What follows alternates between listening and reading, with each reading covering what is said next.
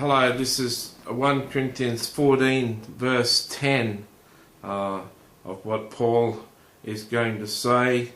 I've said a few times that we're going to have 40 videos, and so I'm going to continue and leave it in 40 videos rather than do what I'm tempted to do, include 10 and 11 in one teaching. I'll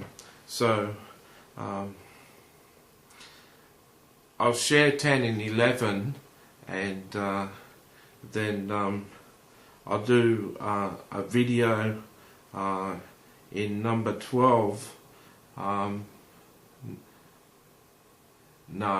Sorry for my confusion, I'll just share verse 10. You can find verse 10 in the description tag underneath the video.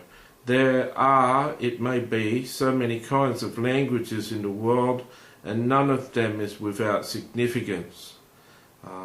Verse 11 says, Therefore, if I do not know the meaning of a language, I shall be a foreigner to him who speaks, and he who speaks will be a foreigner to me. Verse 12 says, Even so, you, since you are zealous for spiritual gifts, let it be for the edification of church that you seek to excel. To get 10 in full context, it was a little necessary to read further on, especially 11. Certain tongues, languages, I'm not sure that all of the expressions of tongues are, but certain tongues are different languages spoken in the world. I heard a story of a guy who had a tongues language that he didn't like anyone to ever hear publicly.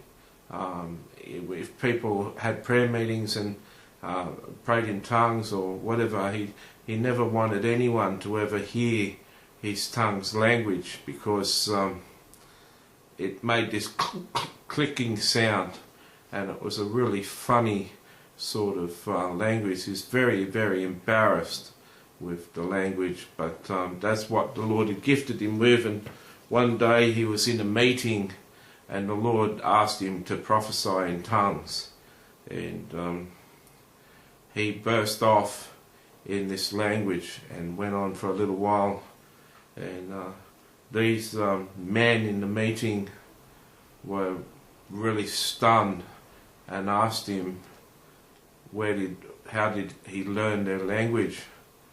And they're Africans, and they've been to a tribe in Africa as missionaries, and been ministering to a certain tribe in Africa as missionaries, and the language that was spoken was the language of the people that they were ministering to. And the Lord had said in that people group's language to them that they're doing a wonderful job amongst these people who speak in this language that you can hear this person speaking in to you. They were very, very encouraged. That's just a story. Certain times people sound like they're speaking in French and speaking in Chinese and Japanese and stuff. I hear tongues, languages. But Paul's labouring the point here that every language in the world has got significance. It's all got a place in the world, and tongues have got a certain place in the world. They've got a certain reason to be spoken. So we'll leave it there and take it up in verse 11.